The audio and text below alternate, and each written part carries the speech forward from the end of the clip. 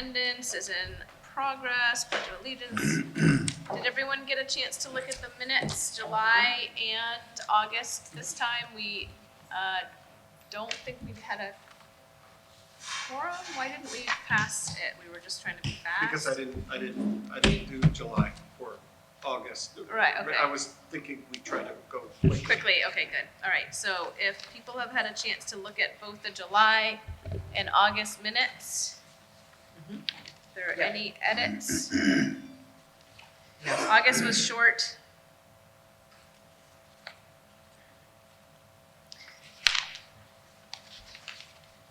So if we are ready to vote, does everyone feel ready? And we're gonna do the, make a motion first to approve the July minutes from 2022. I'll make a motion to approve the July minutes. Good? I'll We get a second. Good, can we have all in favor? Aye. Aye. Any opposed? No? Great, so those minutes pass. We're gonna vote to approve the August 2022 minutes. Can I I'll get make a motion Good, to thank you. approve August 2022 minutes. Can we get a second? Second? All in favor? Aye. Any opposed? Good, so August and July minutes are approved. Let's get into our regular business with our WLS report. And Francis? Yes, Madam President, unlike you guys, we are still on vacation, taking summer easy and so on, but we'll have our next meeting later this month. But as I reported at the last meeting of the board, the two things preoccupied, so was beginning to preoccupy the board as we broke for summer. One Francis, could Could is you speak into the yeah, microphone? Thank you. one is the, these isolated cases, I call it isolated at the moment, or book bannings around the country. It's our concern that we hope that this will not form into a trend and into a movement and something that could be a thorn on the sides of the libraries. So that's something that we are watching rather closely on the horizon. And I believe it's the same concern with this board as well. That's one. The second one is the board is very concerned or very interested in fostering a closer working relations between the staff of WLS and the board. We feel that there should be an understanding, a cooperation, and so on, so they don't look at us as a separate entity dictating on them or whatever. We are just two sides of the same thing, so we would like to ensure that there's a harmonious working relations between the two sides, the board and the staff of WLS. And to make this desire sort of concrete, we are planning to have a retreat where we informally meet with the staff and discuss things rather informally, maybe over a glass or whatever, as we discuss various issues.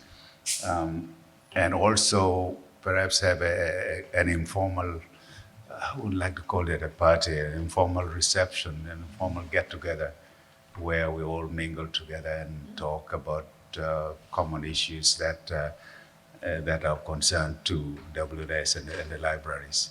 The idea is that the staff should get to know us and we get to know them, and we should feel at home with each other and open, etc. So I'm very much in the driving seat on that. So I hope that we will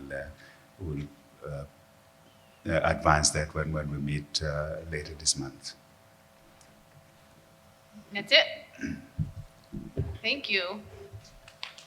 That's it. I'm Thanks. waiting for the cake. Thank you. I know, I just want to get to the cupcakes. I don't have much of a president's report. Welcome back, everybody, from, I know we weren't really gone last month, but welcome back to the start of the regular school year. I hope everyone enjoyed their summer. I finally sent out the committee list. It is here.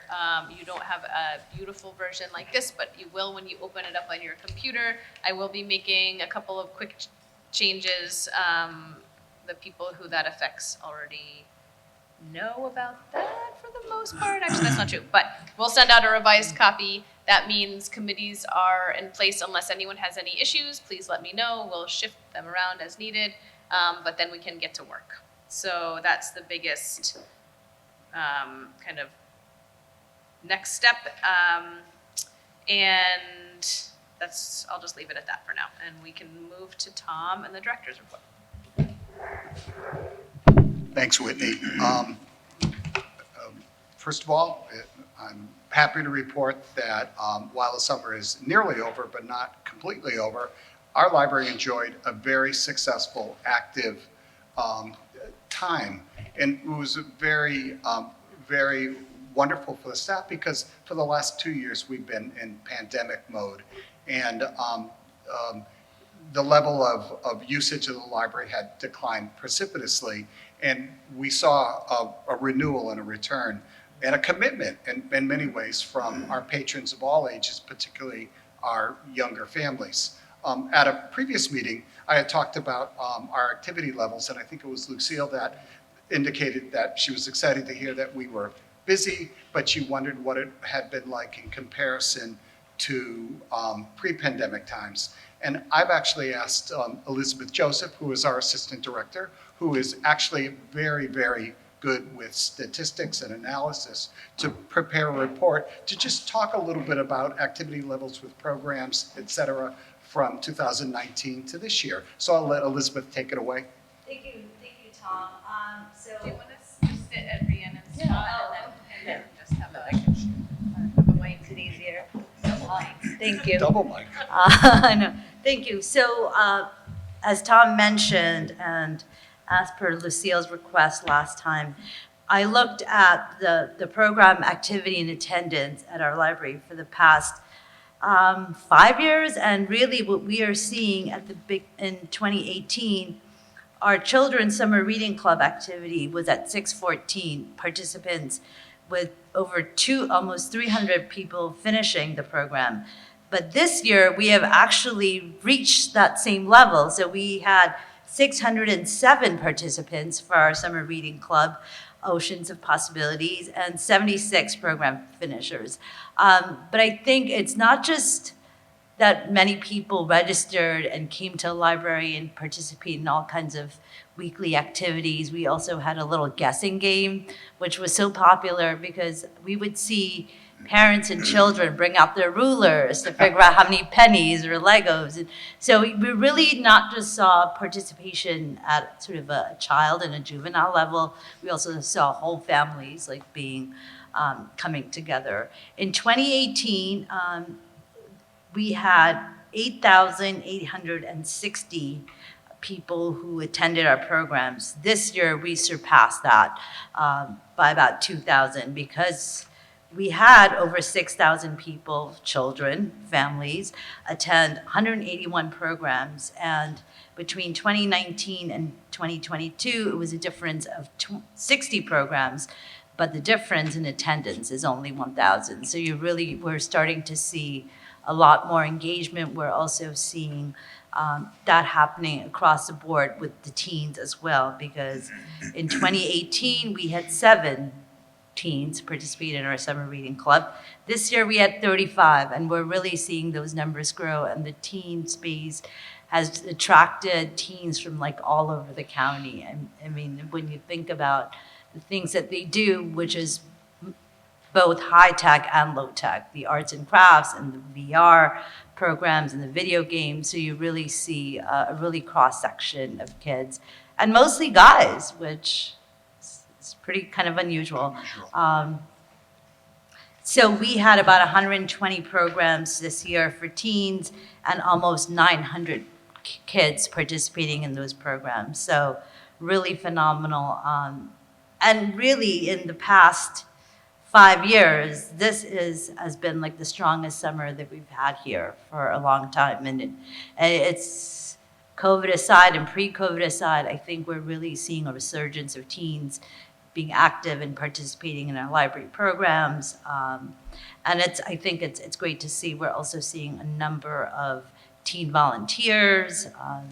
So I think that while teens and children and families are using, adult patrons are using us a lot less. I think this whole idea of library regulars is something that we need to bring back. We're not seeing sort of our older adults who are regular library users coming back in the numbers that we were used to. But I think this summer is just an indication of what's to come in the fall and the rest of the year, because there's a lot of great programs. I think last month we had about 300 new library card signups. So that's really incredible, and I think that we're going to start to see this major resurgence of library usage among kids and teens. Thank you. Yes. That's enlightening. Dan? How are we measuring those completions of the reading club? How are we measuring finishers? Is it self-reported? It's self-reported, Or of is it course, like right? It's an self-reported. app or anything? So, Right, no, it's actually self-reported, and we use a software to track. Okay. So pretty much. Yes. So pretty much, if a family doesn't report it, technically we won't know that Right, data, right, right? right. Yeah, and I think with children, we're starting to track how many books they read, but then I think there's a shift now where it's not about books, it's about the number of minutes and the time that you spend reading. So just because we only have, X number of children finishing 76 doesn't mean anything, because we still had over 600 kids who were reading and engaged with books. No, absolutely. And I think it's phenomenal. But I always look at the numbers as what's the story behind the curve, Right, right? right. And in terms of data, has there been any thought? And I know this was a conversation that we have always start with the school district and partnering and their summer reading lists and all that stuff. Has there been any way that we can gauge our number of finishers with and align it to what the district is requiring or recommending our students within our district for summer reading, and kind of gauge a finishers aspect with data that comes from Right, the teachers? historically, I think that there was a partnership with the schools where kids would get certificates and they would get extra credit, Gotcha. right? And so I think that next year we can look more into that and sort of Is there an connecting with the incentive schools. to finish? I remember. No, being there's a student here yes. and getting a Pizza Hut used to exist, and every time you completed, you got a little certificate thing, and you would get your personal pie. And Yes, like a sense actually, of no, accomplishment. this year we were giving away books and Lego sets. So yes, there was an incentive to register, as well as Cool. every week as you finish reading a book or 3 books and whatever, they would be able to choose a book of their own. But so. correct me if I'm wrong, I think they have until September 12th, so. will Yes, they that- do, so right, that- yeah, so that that, number these could go numbers up? could change, right, Right, absolutely, okay. right, Interesting. right. So we decided to, we extended it, right, right.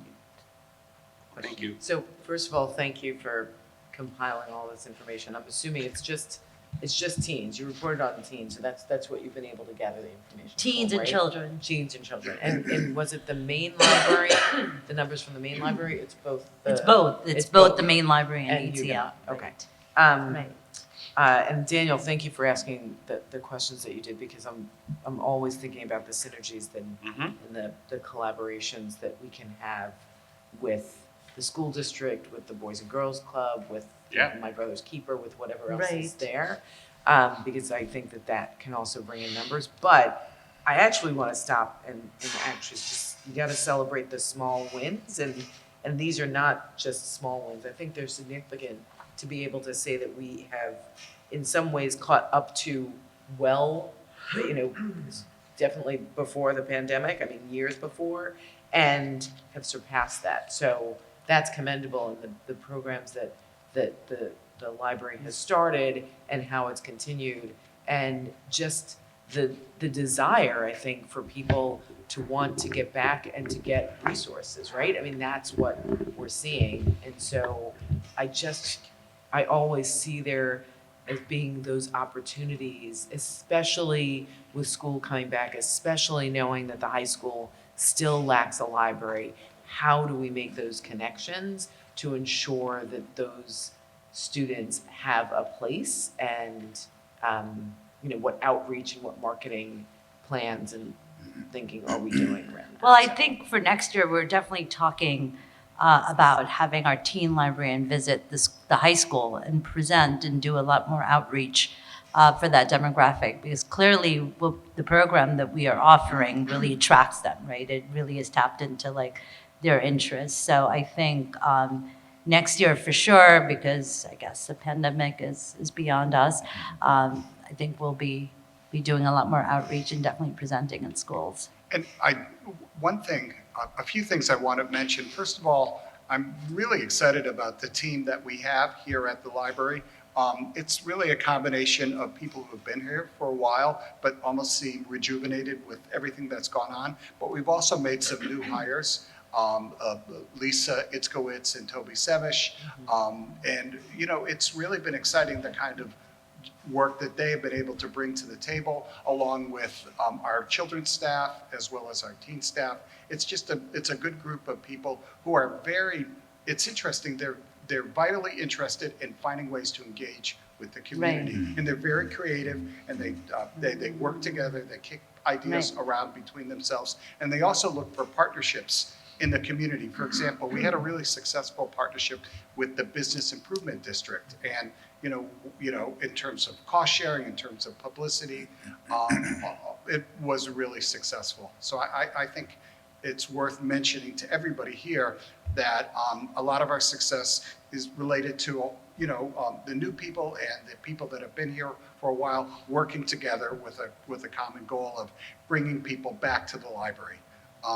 The other issue is, and it's hard for me to say, but working with the school district has presented some challenges from time to time. When the high school was out of business, we reached out to them and said, what can we do? How can we work with you?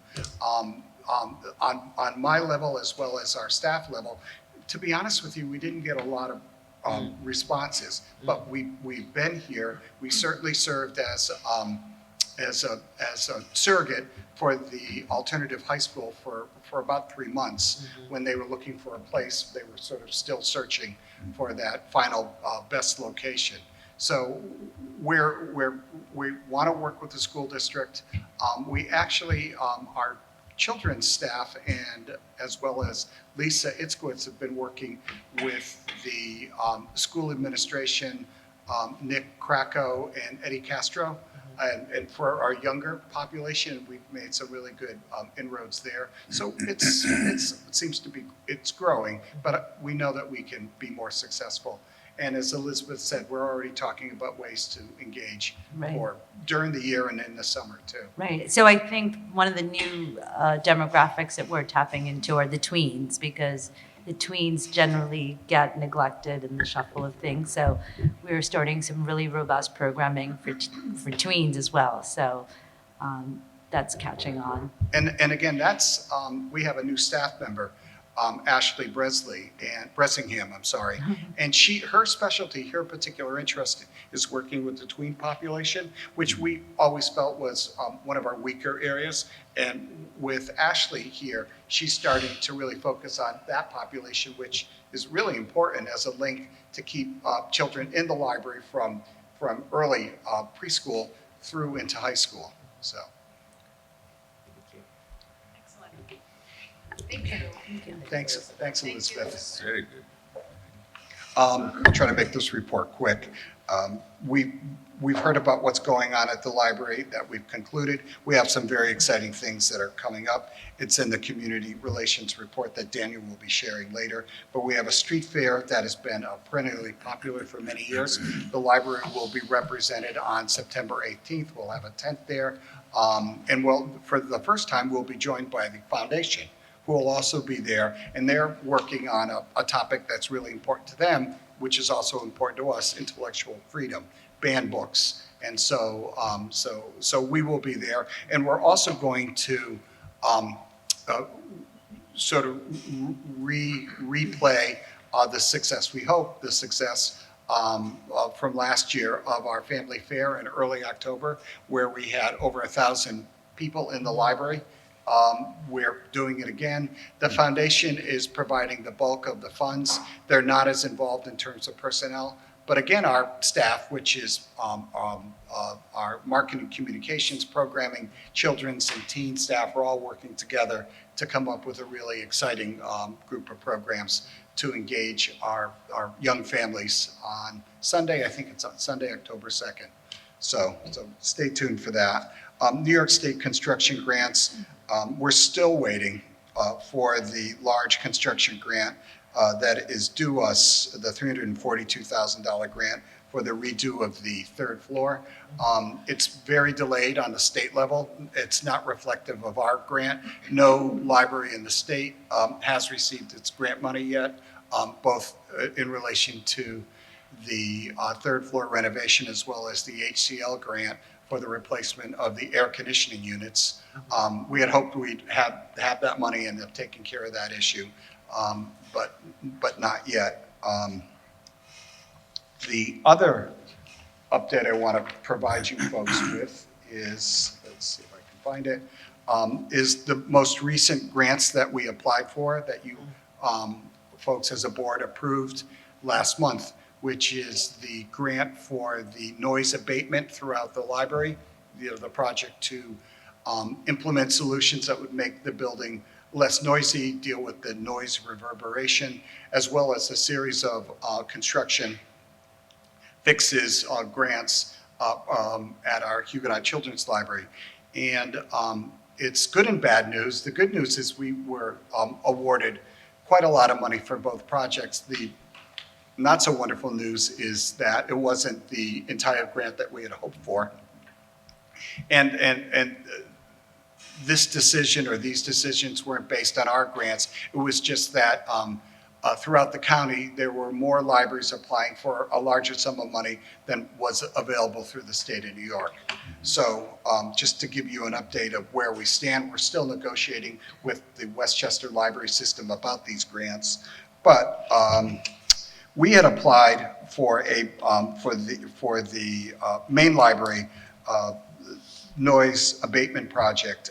The total project cost was $303,494, and our request was for a grant of $227,620, which was the maximum, 3/4 funded by the state. Unfortunately, we received $175,591, which is about $55,000 less. However, what we decided to do, and we're hoping that the Westchester Library System will approve, is to take the project and eliminate a few elements with the idea that we could go back in a future year. And what we're looking to do is, instead of taking care of the building as a whole, address the areas that have the most challenges, which is the library and its 3 atriums, and also the teen area, with the idea that in the Handelman Business Opportunity Center and the stairwell, we can go back to it.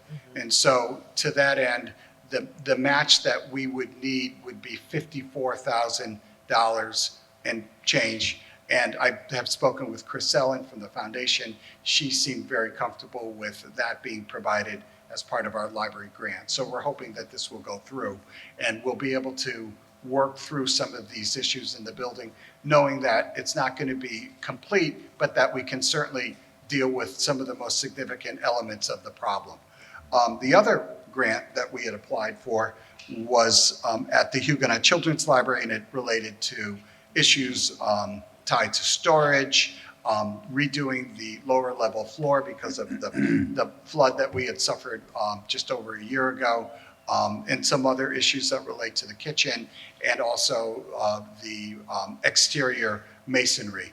And we had applied for $48,760, and which was the total cost of the project. Our grant request was $36,750. What they awarded us was $24,380. And having met with Chris Sellen, I asked her if the foundation could provide the entire match, which is just over $24,000, to allow us to keep that project intact. She said, absolutely, the foundation could. So that project will move forward exactly as we envisioned it, only with less money from the state.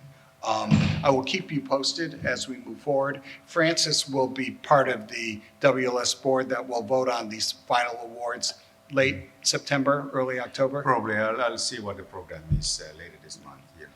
So that's where we stand with that. Yep.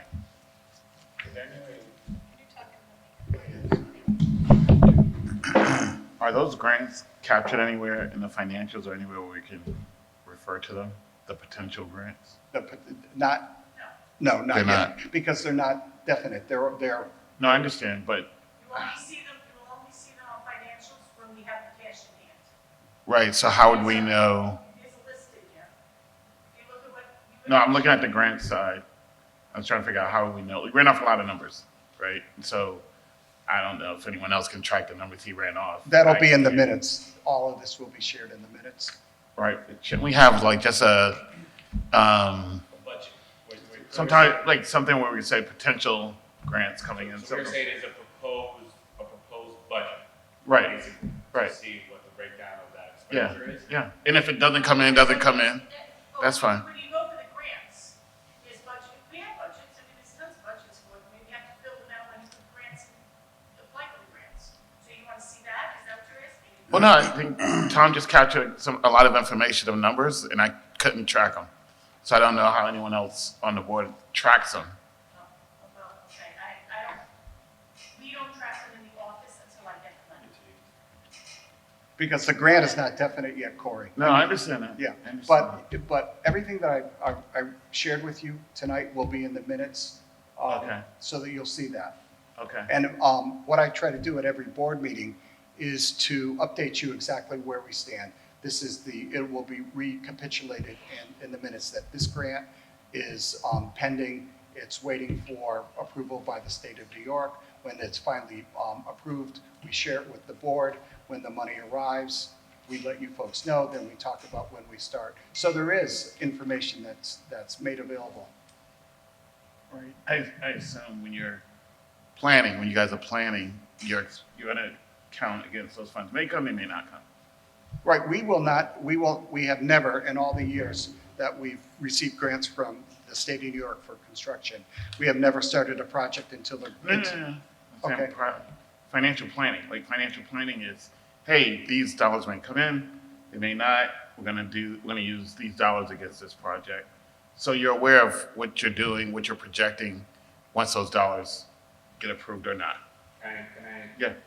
Can I? Yeah. I just want to interject, and I think just to clarify what you're saying, and correct me if I'm wrong, I think that we submitted a original proposed budget, which was not granted to the full amount. We were given a different amount, and I think what you're asking for is a budget amendment as to how those awarded expenditures based on the new grant is going to be allocated accordingly. And then that budget sample, when those funds come in, you then put them into the generalized operating, budget, right? You Not don't the count those operating. fundings until you get the money in the bank, right? I mean, that's right. So I think what Corey he's asking is, now that we have this award. We don't and have know- the award, though. We don't. Was it an award It's- letter? No, we have Okay, so we nothing. don't even, okay. It's still tentative, Oh, because, so we don't even have an award because letter. it's a process, as I've discussed, the directors in WLS that participated in this ad hoc committee regarding grant applications makes a tentative recommendation. Then it goes to the WLS That's board right, yeah. with Francis Yeah. sitting on that board. And it goes to the state. Right, and then that decision is made, and then it goes to the state, And but then we get a check, and when we get the check, we only get 90% of the check. And then we track, when the project starts, we track that money. And you see it, there's actually a paper in your file now called grants. And it shows the It's there. amounts of These the are real money that we grants. have Right. and what happens to them. Right, that's what. This is what we have an account now. So maybe what would be helpful to Corey and me and Daniel, all of us, is this is dated as of today. Right. So maybe there could just be a section of like projected grants or hoped for grants, Not yet received. outstanding, Right. not yet received. Pending. I mean, if that's what you want. It would be helpful because then I think we could understand like where does that fit into the, I know that it doesn't really get, So I'll make a separate, I can make a separate. That would be breakdown. helpful. I mean, that's what we do when we do the grant itself. We have a budget. and I know it's a little bit of a moving target because I know Tom was waiting to hear. That's right. I will do with those, that's Right, actual money. these are actuals. Those are actuals. Right. I'll put together a spreadsheet. Very high level, separate. very, Very very high high level, right. level, just so that when Tom is talking Not about looking something, for, That's fine. yeah, that would be Right. very helpful. Thank you. But I can't roll it into the numbers that I. Of course. No, I hear it. No, that gets sense.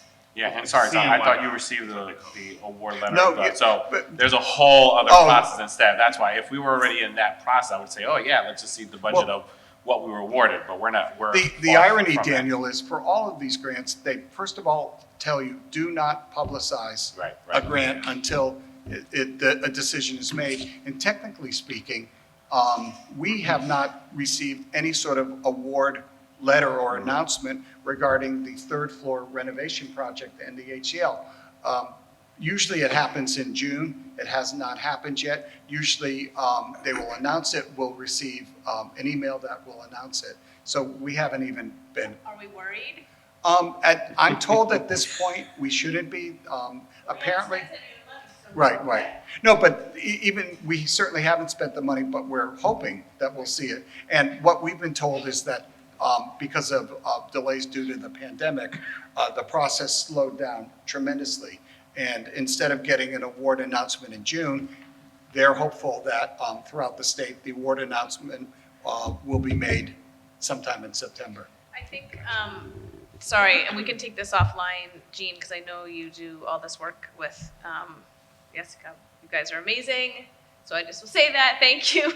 I would love to see, and maybe Corey would like to see this too, the grant amount applied for, what we know so far about what we may be promised, what match we probably will need from the foundation or from our, what's our fund called? Fund balance, the date that we applied for it, and the the expected date of, first submission of funds or receipt of funds or whatever.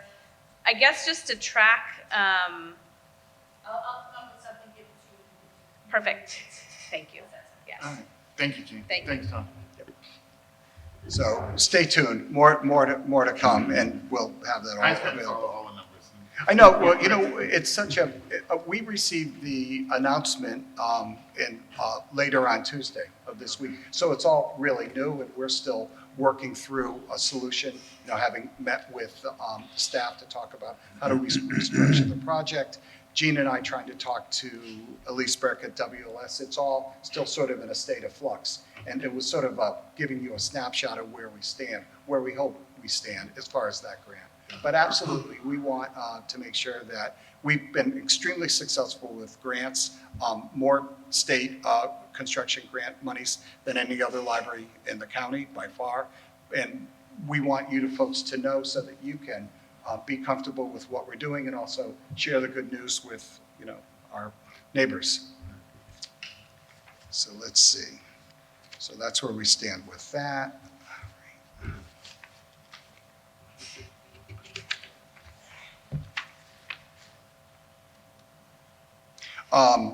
Speaking of grants, the ARPA grant that the foundation applied for the mobile library has indeed been submitted. There is still no sense of when a decision will be made. It sounds like the city funding committee is still sifting through lots of applications. We're not quite sure when a decision will be made, but we will definitely keep you posted as well. Whitney and I have had a series of conversations about an offer that was made to us by Senator Shelley Mayer's office regarding grant monies, and Whitney will be talking to either Senator Meyer or someone from her office about some possibilities in the not too distant future. The Friends continue to stay open. They're amazing. They're supporting us in so many of our programs and other initiatives. So feel free to visit their store and purchase. And donations are still accepted, 2 small bags per individual. The foundation is re-gearing and ready to meet again in September, on September 19th. All board members are welcome to attend. It will be at 7:45 here in the community room, and it'll be the first meeting in person since the onset of the pandemic. Yep, first in-person meeting, which is exciting. And Tom, the date on that again Is September 19th. 19, 7:45. It will be at 7:45. Chris Sellen and I spoke a little earlier today, and she is working on the agenda. And what I will do is when I receive it, if the board is not fully represented, I'll send the agenda and all the information to everybody here so that if you want to attend, you're more than welcome to attend. Let's see what else. We have 2 action items. One, it relates to the E-rate grants that I had sent to you folks, I believe, on Monday. I want to sort of praise Daniel O'Gerry for his hard work in obtaining E-rate grant monies. Believe me, it's one of the hardest grants to capture because the federal regulations regarding it is incredibly obtuse and complex. But Daniel has really hung in there and has been really successful, which really benefits us. As you folks know, last year he received quite a bit of money thanks to his efforts. Our library received a lot of money. Again, thanks to his efforts, we received 2 grant awards, which call for a match from us. So I'm going to just recap what I sent in the email and ask for a board resolution to allow us to provide the match. So as I had said earlier in the week, we received 2 E-rate grant awards that total $58,816.93. It requires a match commitment of $13,204.23. And the E-rate grants relate to both internet access as well as the technology that keeps our IT system successfully functioning. I'm happy to answer any questions. In the email that I sent you, I contained all the detailed information that Mr. O'Gerry pulled together. And we'll try to answer any questions you might have. Yeah, it is complicated, but the bottom line, We've done this before. And how, it's just for 1 year? it's just for 1 year. Yeah. It's for the current year that I would ask for a resolution that would call for the library to contribute a match from the fund balance of $13,204.23 in order that we receive the 2 E-rate grant awards of $52,816.93. What, that was a different number, 52, 816.93. got it, okay. 52,850. Okay, do people have questions about the E-rate grant? No? What's the process on that? We need, Timeline. yeah, we approve, yeah. We should be approving it in the near future so we can receive the monies. I think there aren't a lot of hurdles once we approve it, it's pretty easy. Okay. I think. The hard part is Yes. getting the money, Yes. getting through the application And then process. once it is, I think I remember from last time, it happens quickly. Okay. Is everyone ready to vote on this? I could make a motion to approve the use of $13,204.23 from our fund balance in order to receive the E-rate grant in the amount of $52,816.93. Can I get a second? All in favor? Aye. Any opposed? No, great, so that passes. Thank you, everybody. Thank you. One more action item as part of my report. The treasurer for the school district and also for our library, Laura Del Principio, has asked the board to pass a resolution regarding her status as the treasurer for the library, and also asked the board pass a resolution regarding the status of Gloria, I believe it's Iannucci, as deputy treasurer. This is something that we've never done before, so it's new in all the years that I've been here, but this was a request from her, and indeed, Laura is the treasurer and Gloria is the deputy treasurer. Is there any reason why we have to do it? I mean, if it's just like, I think you just pro forma like you do for the foundation. is Now, that the foundation codified? board, the foundation puts people on their board. But and that's then you writ- specify it. Part of their bylaws, is that anywhere codified? Well, you know, the ones, I don't know, we've never done this. we've never Yeah. done it before. I can't share with you the resolution that the Board of Education So this is a passed. request from the Board of Education, so Right. it's not just coming from Laura herself. Right, no, and This it was, is- and okay. it was voted on July 7th, both for Laura and for Gloria, sure. Yeah, okay. So this Because is, it's all pretty new to us. yeah. So this is just approving because this is something that we are a school. The last deputy treasurer retired. Gloria is now moving up into her position. That's one of them. And I just think that they're just doing a pro forma. It's just protocol. So this may have happened however long ago, but no one remembers because that person was there for a long time? No, or- no. You've never been asked. We've No. had two other treasurers since I've been here. You've never been asked before. Never. The request was, will we make a motion to accept, just like we do, and Yeah. I can only see that it's the same as accepting what the foundation asks us for every year as well. Do we know like how it was brought up at the meeting there? No, we could further investigate if you'd like. Want to get Yeah, that? yeah. Wait, oh, sorry. Can I see the Good. top one, the top Oh, one just for sorry. 1 second? Yeah, something caught my eye. Sorry. It's okay. It's required.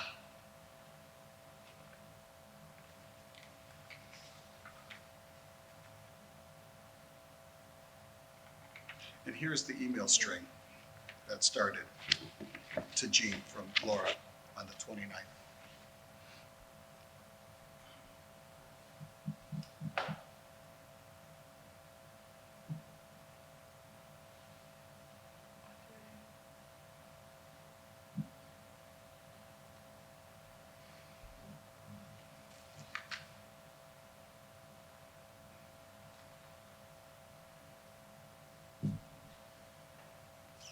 So.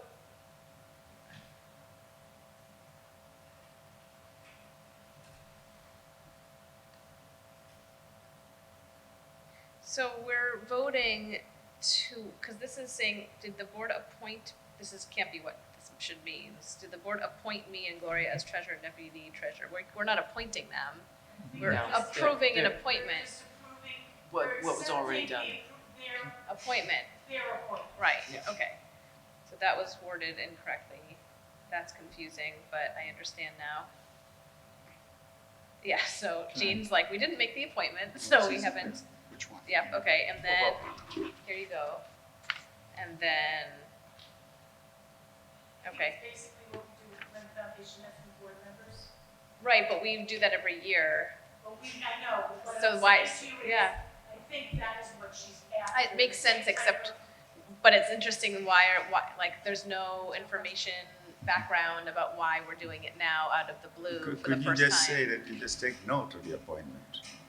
Well, we're not gonna say The no. board take note of the appointment. Take note? You can't approve, no, Take you note. can't I thought approve you it said either because say you no. don't have the Well, authority. the funny part Right. is, I think Yeah. part of our charter says that we accept the treasurer and deputy treasurer. So maybe it's something they should have done all along and they're just realizing it now and a lot of that kind of stuff happens and gets, you know. But if you say you accept, Yeah, I mean, I think, We could also ask our attorney too. I mean, just ask him to rule, Can we both? sure, Yeah, I absolutely. think so. yeah, and I don't know what, I think it's like they. I don't think there's a sense of urgency considering Well, there that this was is done in her July. email, I think in her email, there has to do with, shifting signers, signatories in some capacity, that's Right what. here. yeah. And these are the documents that. So, yeah, so we would be We have holding, to recognize them in order for them to be able to sign. yeah, so I don't want it to hold up like our finances because we're not approving and like, I wouldn't want something like, our finances to be disrupted because of something we're not, a motion we're not passing. The one thing that we did find in our files, that in 2019, the board was asked to sign a municipal resolution from HSBC indicating that Laura was the treasurer and that the woman that previously held the deputy treasurer position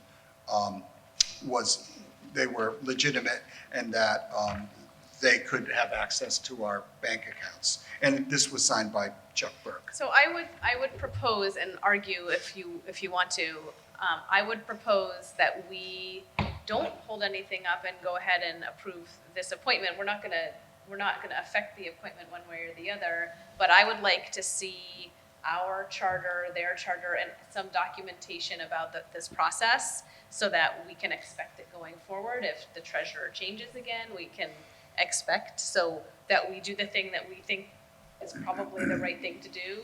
And I only say that because can I see, where was that email chain? Oh, yeah. Lucille, do you see the part I'm talking about that says like, we need it in order for me to be Right, added as a signer? Yeah. I don't Gloria, wanna- your signature. I don't wanna wait a month. Right, here's the deal, we haven't done this before, Right, right? So I don't know if that's gonna change their procedures because we haven't done it before. right. So that's the one thing. My biggest thing is if we vote on that, to reverse that is gonna be harder than to not. So we have never. Right. In 2020 and 2021, we did not have this in existence and it was business as usual. So why would that change? Right. Is it possible though that they want us to sign or whatever that paperwork is? This old Preceded paperwork. that? Or that This the is bank old. has a new policy? Yeah, this is from 2019 and Chuck signed it when he was president.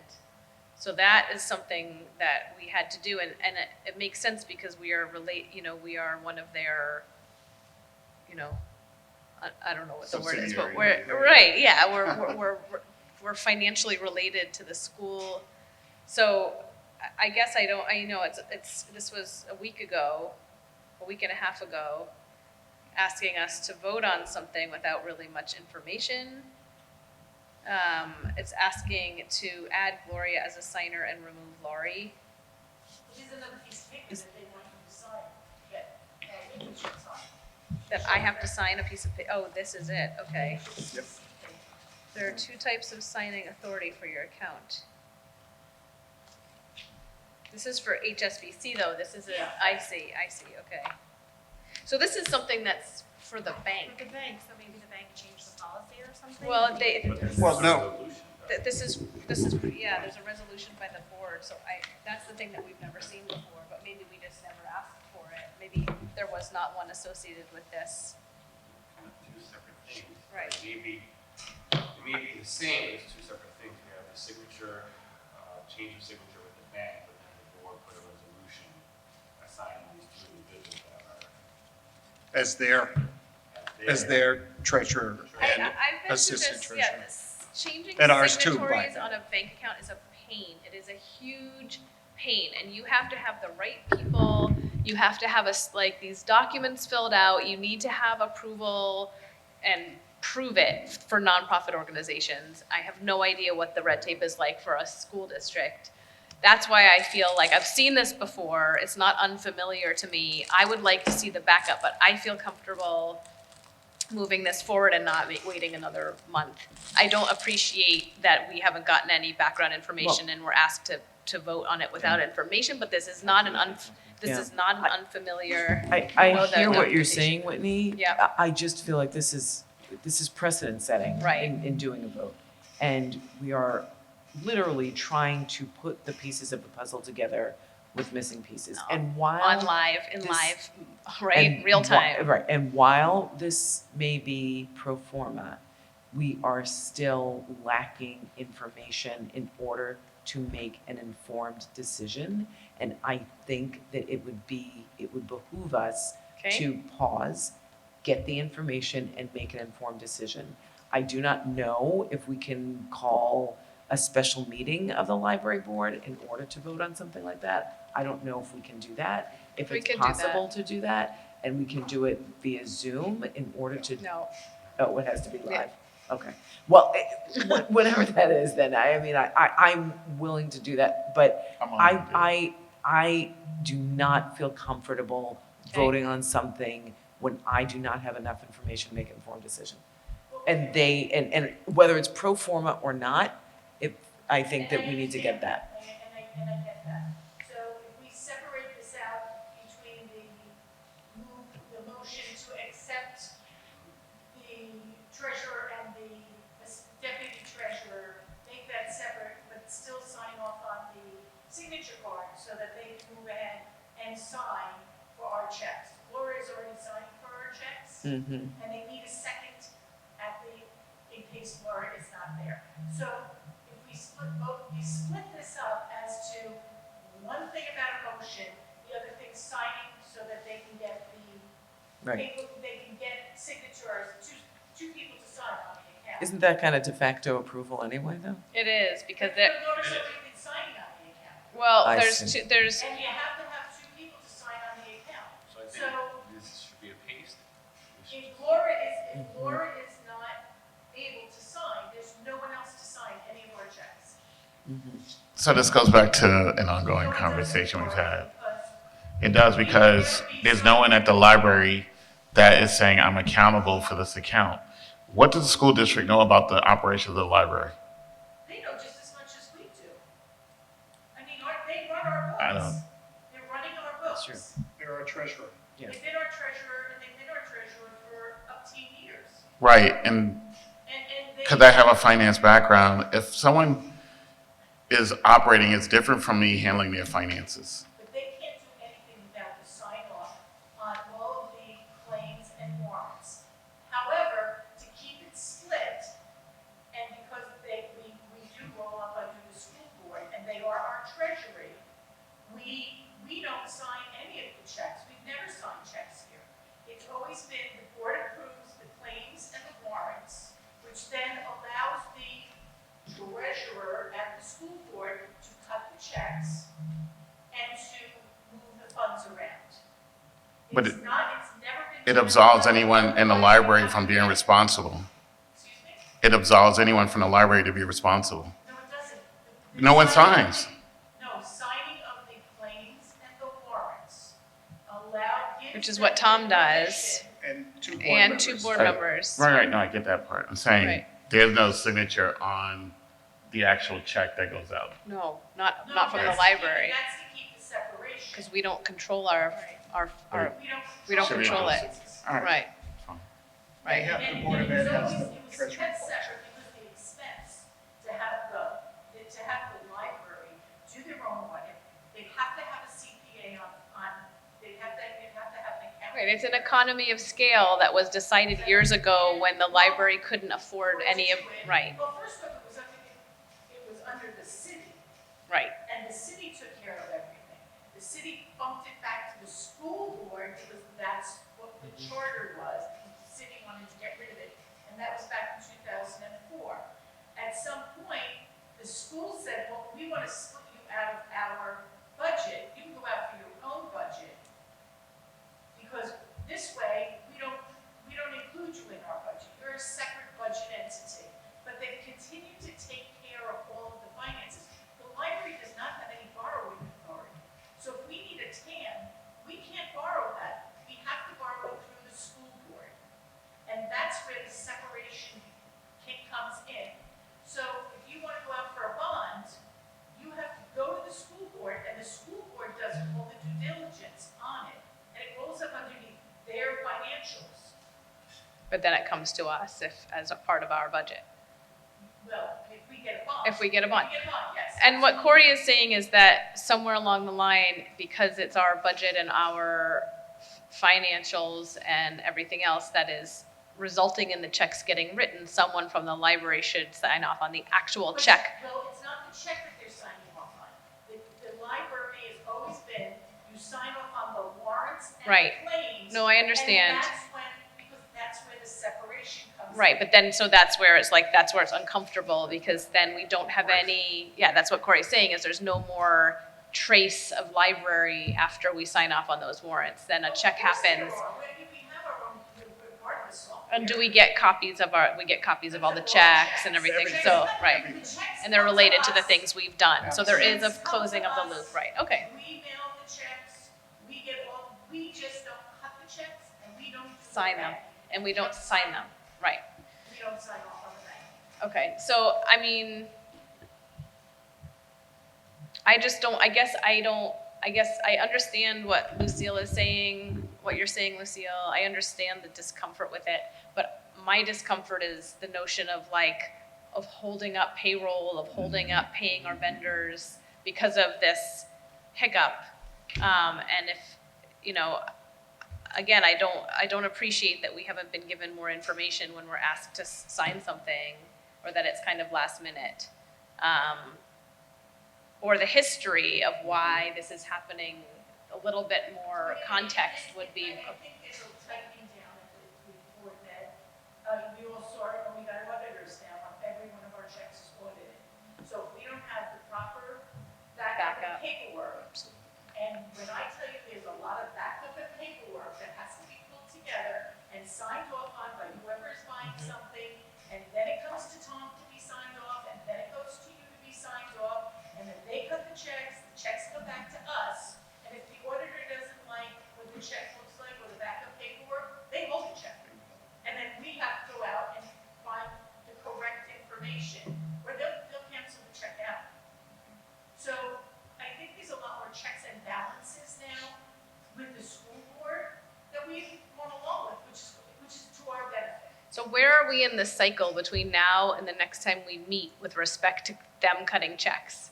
We have them right there that we're going over tomorrow. And Laura can sign the check, but she's the only signer, right? so if we wait a month, what's the likelihood of No, something, that's what- right? Something happening to Laura and the checks don't get signed? Do you know what I mean? You don't know. You don't want to, I asked what you saw the question I asked. Right. I didn't get any response, so.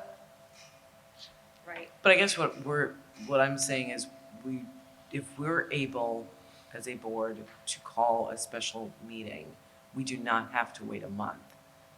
This could be done next week, as soon as next week. What we're just asking for is additional context, which they could provide tomorrow. Right. And then as soon as we're able to come together in person, then we can come together in person and if the board agrees to be able to do that, then I think that we can do that. I don't think that we should wait a month. So the But- specific request that we're asking, and that should be noted in the minutes and then acted upon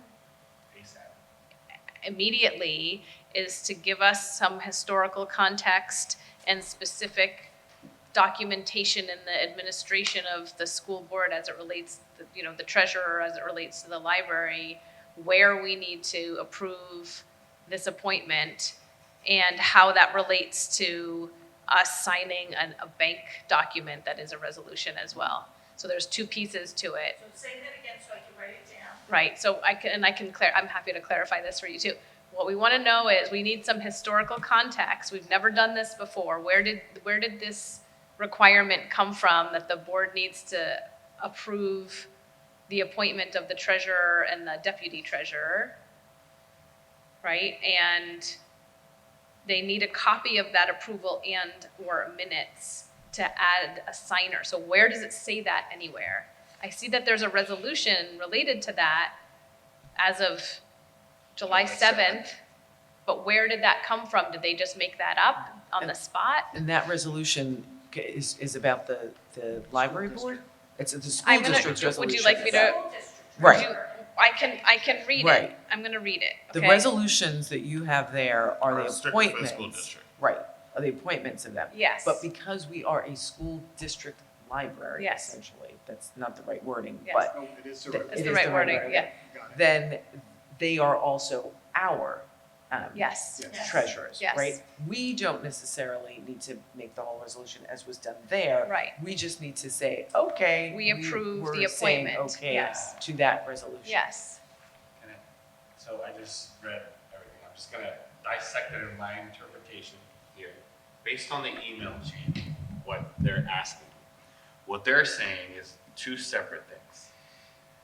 The separation is, we, as library board trustees, we're given the heads up that the New Rochelle Board of Education appointed these two individuals to be signers for us. Based on what I'm reading here, the resolution that they sent us was only a context for us to have a historical background of what happened. The real resolution that we need to make is that we also assign these two individuals to be signers and treasurers and deputy treasurer of this. So taking this out of this, taking this with the Board of Education, from my understanding, we, Right. or the Board of Yes. Trustees, have never received the Until right agenda now. details until right now. Right, right. So what we've done with the HSBC is our resolution to approve the signers. That's what they're saying. And we're missing we're missing the piece that says you also need to approve the appointment and you also need to approve the Right, signers. Like, there's where does it say? there's that missing dialogue Right. of there's an assumption here saying, hey, the board just, Say that HSBC wants to see it. what they're saying is the Yeah. board is okay with us running it, you guys need to Right. be okay with it, if not, pick somebody else, and then it goes back, like, we can go back, we can do ping pong match with the school board and see they could, but the idea right now, the board is saying, these are the two individuals that we're recommending and assigning, we then have to take upon and then do it upon ourselves. Right. We do not need to approve Right. this, the board's selection. This is a recommendation that the Board of Education gave this. This is what I'm Well, interpreting that's here what the bank wants. Right. A copy of our of approval. our minutes. Right. Yeah. So we have to do it. And because our the- own resolution. According to the bank, but so Who if that that's. is a whole Well, it's different. HSBC. No. Who The the two signers two are. signers are. Right. With our They're own resolution as a recommending copy and These backup. two. The Board of Ed is recommending these two. Right, They've already appointed them. right. So they're asking for our validation of their appointment through a vote. And then the Board of Ed people or the administrators at the school would then take the copy of our approval of that vote and share it with HSBC as part of their documentation because they sign checks for us. So, but I guess what I like to see as a policy person and as an administrator of nonprofit organizations and bylaws and other operational, modus operandi. Standard operating procedures. Right, standard operating procedures is where does it say that we need to do that? And as of when? And have we just not done it this whole time? As a part of our charter. And it also would be nice, Well, as that's- opposed to a back and forth email, to get one clear email outlining exactly the So who, what, when, so where, and that's- why. so I think it's a Jean communication understands- of us all sitting down. I don't know if it's, I'm sorry? and I don't think the email's gonna capture it, right? It should be an emergency meeting, like you're saying. But yes, Right. once we get that information, then. Once we get the then information, should be then able to call Right. an We feel we emergency have meeting. enough, so what we will do via email is we can verify that we feel we have enough information to call the emergency meeting. That meeting should take no more than 20 minutes, or less, make Right. our vote and go on our merry way and eat Beth's cupcakes. So, I honestly I mean- think this needs to be done higher than just Laura. Bill Pastor, Bill Pastor. we're gonna need to get in touch with Bill Pastor and have a conversation with him. And that is Bill Pastor's. is the superintendent of the business. The acting assistant superintendent in charge of business affairs. Okay. Yeah. Thank you. Yeah, because we don't feel comfortable signing back Yeah. documents without more Yeah. information. And we need some context. so the one thing I'd like to add here is we have to think about why there are two separate boards for New Rochelle Public Library and the Board of Ed, right? What's the function of us representing the people? Why is these positions put up for vote to represent the people if the Board of Ed is really running the library? Only Like the what? finances. I know, I'm saying, well, business-wise, from a business point of view, And financially. only in some respects too, because the library is sovereign in many It is, ways. It's yes. just, You all, the board owns the library, the library board owns the library. And the library board determines the operating budget. The school district we don't doesn't. need any approval from the school. But in order for us to go out to Do do we? it on our Well- own, to do the Right. financing on our own, to do an audit on our own, you're gonna fix yourself out. You need more staff, because to keep all of these separation of duties in All of it was place. done for an It economy would of cost scale. $125,000 just to have an audit. Right, and That's at a minimum. right, and to be honest with you, to add the historical perspective, there have been issues with our relationship with the school district, and previous library boards have considered, because legally you can sort of separate yourself from the school district and assume the treasury responsibilities. You know, we could assume them ourselves. I think, as Whitney said, these notions were rejected after a lot of consideration because of the economy of scale, because of the, right, by using the system that's in place and that is legal, since we are a school district library and that's a legal entity in the state of New York, we're saving a tremendous amount of money. Now, in addition to that, there is, sometimes it gets a little bumpy. But boards have looked at this before and rejected it because of the expense of recreating the infrastructure. Favorable rates on a loan.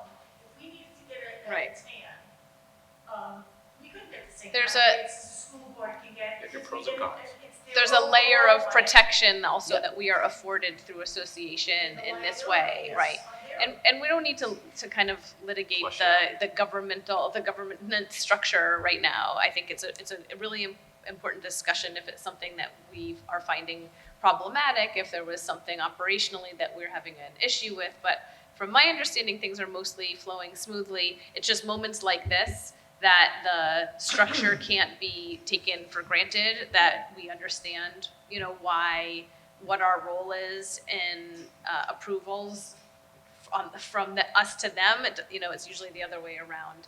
And they can't cut a check without having the warrants and the claims. Right. signed off on. Right, I mean, that's, right, but We're then just saying they just can need to- also not cut a check if they're not satisfied. an auditor cannot cut a check, not them. Not the school district person. They have an independent auditor, check auditor who comes in. All of their checks are the same way. What Okay. they do is they make sure, the auditor makes sure that all of the paperwork is in order and it is correct and there's enough backup to make Right. sure that there's no fraud going on. They pay for that, the school board pays for that, we Yeah. do not. Okay. And I, And that's where the separation of duties comes in. If they come back to us and say they don't want to pay a bill because they don't have enough paperwork, it's up to us then to go out and make sure that we have enough paperwork to satisfy the auditor. The school board has nothing to do with that. It's the independent auditor themselves. The school board will cut the check and then say, well, you know, it's on you. Because they put the auditor level in place, and that's a very new thing. So there is no liability there on our part or on their part. so to wrap this up, let's say you're gonna inquire after additional information. If you, Let me ask Tom to I talk will. to- Tom is to gonna- talk to Bill Tom is Pastor. gonna talk to Bill Pastor, we can ask our attorney if we want to, we can do whatever we need to do. Please, in the back of your minds, plan on an emergency meeting in the next week or two, because I think this is important and we wanna push it forward. So we will promise to, you know, Yeah. start at Yeah. 7:30 and be home by 8, whatever, but just we'll do a doodle poll, we'll do whatever legally we're required to do. And, you know, thanks for everybody's opinion on this. I think it's worth understanding because it's gonna happen again. Next, thank Right. you. Okay, that director's report, I'm happy to say, is over. Personnel report. And it's a brief one, and I need a board resolution to approve the new hire of an hourly library clerk. The gentleman's name is Madhu Paniker. His salary, his start salary is $20.66, and his start date was August 16th of this year. Could I have a Yes. motion? I would like to make a motion because I just met him, I think. Was he up in the front desk earlier? Lovely man, and welcome to Madhu. And I will make a motion to approve the new hire, Madhu Panikkar. Can I get a Second. second? Lucille, all in favor? Aye. Any opposed? No, good, thank you, so that's approved, thank you, Tom. Good, are you set? I am set. Excellent, committee reports. New committees. Yeah, we have new committees, so study your committees, understand them, test pop quiz. All the chairs, in my email, I requested all the chairs just reach out and kind of start to form a connection. I will be sending out a quick revision. I'll do that tonight so that you'll have it, but please just be prepared for committee work to start. On that note, Budget Committee does not have anything to report. Buildings and Grounds, nothing to report. Community Relations. I have a few things, thanks to Lisa at the Community Relations Office. So programs and events, chair yoga 1 time a week, continue 1 day a week through the end of August with a consistent, strong following each session. They had about 10 to 16 participants with their longtime instructor, Nora Lamorne. Longtime instructor Laura Lamore moved to a full-time job, so they have 2 new instructors recommended by Nora and have been hired to continue the fall programming. The fall schedule is 2 times a week with Mildred Gladwin and Erica Itzkowitz, and will take over Monday and Wednesday classes respectively. Coming up, Yoga and Meditation Arts. This is a popular program led by Angela Taylor. Returns with 5 sessions this fall. Virtual programs. A lot of these programs, for the most part, are partnerships with WLS libraries. Costs are low or free to present a great opportunity to offer a variety of programs to a broad range of constituents. They have How the Heck Do You Buy a Used Car? With Chaya Milchetstin, Mechanic Shop for May, Discover of Masterpiece, Mexican Muralist, The Whys and Whens of Car Maintenance, Can Sustainable Food Systems Save the Climate, Dialogos Duo, Cesar Chavez National Monument, and the films of Alfred Hitchcock. All of this can be found in our website and our calendar. Marketing, community relations. They had a great ceremony that unfortunately I was not able to attend. The Robert Klein dedication event in honor of Robert Klein, a NRPL employee of 12 years who passed away in 2020. And in his memory, his parents made a donation that was used to build 2 new study rooms and revitalize outside murals. Grant application. They were able to submit a grant to the Yiddish Book Center to host the Yiddish Book Club, and the decision we're expected to hear sometime in September. Community engagement, organized story time at 1 Clinton Park, introduced residents to develop relationships with the events manager and providing info of the events here at the library, creating postcards for new residents, introducing them to the library. They also met with Eddie Castro, and many of you know he's a city school district family engagement, Nate Adams, the new MBK coordinator, and Bobby to discuss how to strengthen the city school district and inertial public library relations. One of the ideas, and I'm actually excited because my daughter's in kindergarten, is to how getting kindergarten classes to visit the library, and possibly as soon as October. So they are in the planning stages of that for something to eventually come. There's a new website calendar. I mentioned that earlier. It's called the new platform is called Library Market. It went live on the website September 1st. The new calendar is very robust than the previous platform, and the community relations are working to take full advantage of all the capabilities that the calendar has to offer. What else? Email marketing has been consistent, averaging 38% in recent weeks. As you guys know, Street Fair is coming up. Inertial Public Library is very present in there, September 18th. And they're ready to display their new pop-up banner for the event with a QR code, and that's a new trend, right? QR codes across the board. Family Fair continuing to work on plans to promoting Family Fair 2.0, October 2nd. And a compiled, edited subtitle for video tour of the library is being created by a volunteer, Michael Petrone. And that is it for community relations. This is awesome. Awesome. I QR code. Yeah, I'm gonna Very do it well. myself, actually. good. Good. QR coding it up Holy right crap, this is now. awesome. So cool. Good. Thank you, Danielle. You're welcome. Um, Can I ask a quick question? Who did the work for this? Like, who did the back end? For the calendar, Yeah, to connect the QR code to the calendar. it's a whole new platform. So I'm assuming that the new platform, right? Library Market is the new vendor that we're using, and it is a far more robust program, as Dan mentioned. This is amazing. Yeah. Yes, and so cool. It's a company that has great reviews, and what's really neat is there's two elements to it. The element that you see is the calendar. Where we're working towards finishing is coming up with like an online meeting room and study room scheduling platform, so that we can control and ultimately the public can have access to meeting rooms and study rooms so that they can schedule. Like a And it's- reservation system? Yeah, That could be Nice. Yeah, we're really excited, and it's actually, I should say Great it job. On camera, but it's extremely reasonably priced too. when is the street fair? It's the September 18th. So that's not on here. Dun They're just slowly transitioning. Okay. There's some It's getting there. September Uh, 1st it started. Because I wrote it down, but I think I'm wrong, and I was looking to see if I could verify the timing, because I'm gonna be coming back from Cape Cod, like rushing down 95 so that I can make it for the end of the street fair, and I don't see it on here, so once it's on here, someone let me know.